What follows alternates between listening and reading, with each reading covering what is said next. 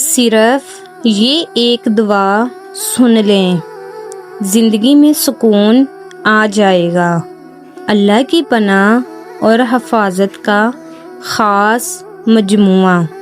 السلام علیکم ناظرین، آج کی ویڈیو میں آپ کے ساتھ کچھ ایسی دعائیں شیئر کر رہی ہوں جو ہمارے دل کو سکون دیتی ہیں اور ہمیں ہر طرح کے فتنوں اور برائیوں سے محفوظ رکھتی ہیں۔ آئیے مل کر ان بابرکت دعاؤں کو پڑھتے ہیں اور اللہ سے اپنی زندگیوں میں بہتری کی دعا کرتے ہیں۔ پناہ کی دعا۔ اے اللہ، میں تیری پناہ مانگتی ہوں محتاجی سے، سوائے اس محتاجی کے جو تیرے لیے ہو، اور ذلت سے، سوائے اس ذلت کے جو تیرے حکم کے تابع ہو، اور ڈر سے، سوائے اس ڈر کے جو تجھ سے ہو۔ اعمال کی حفاظت۔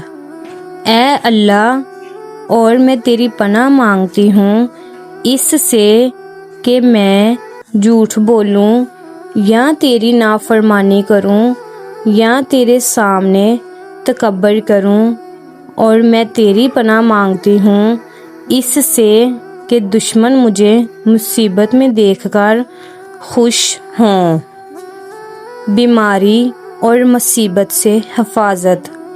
اے اللہ، میں پناہ مانگتی ہوں لا علاج بیماری سے، امیدوں کے ٹوٹ جانے سے، تیری نعمتیں چھین جانے سے، اور تیرے اچانک آنے والے عذاب سے۔ دل کی پاکیزگی اور ہدایت۔ اے اللہ، مجھے سجدے میں عاجزی کے ساتھ جھکنے کی توفیق دے۔ اے میرے آقا، میرے دل کو علم کے نور سے روشن کر دے، میرے جسم کو اپنی عبادت میں لگا دے، اور میرے باطن کو ہر قسم کے فتنے سے پاک کر دے، اور میرے ذہن کو عبرت حاصل کرنے والا بنا دے۔ شیطان کے شر سے بچاؤ۔ اے اللہ، مجھے شیطان کے وسوسوں کے شر سے بچا لے، اور مجھے اپنی ایسی پناہ میں لے لے کہ شیطان کا مجھ پر کوئی زور نہ چلے۔ بھلائی اور بخشش۔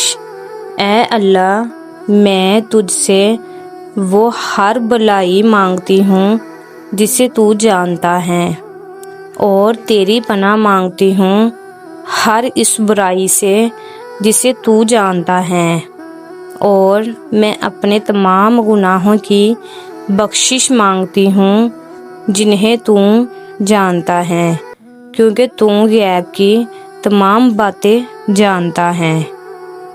فتنوں سے حفاظت۔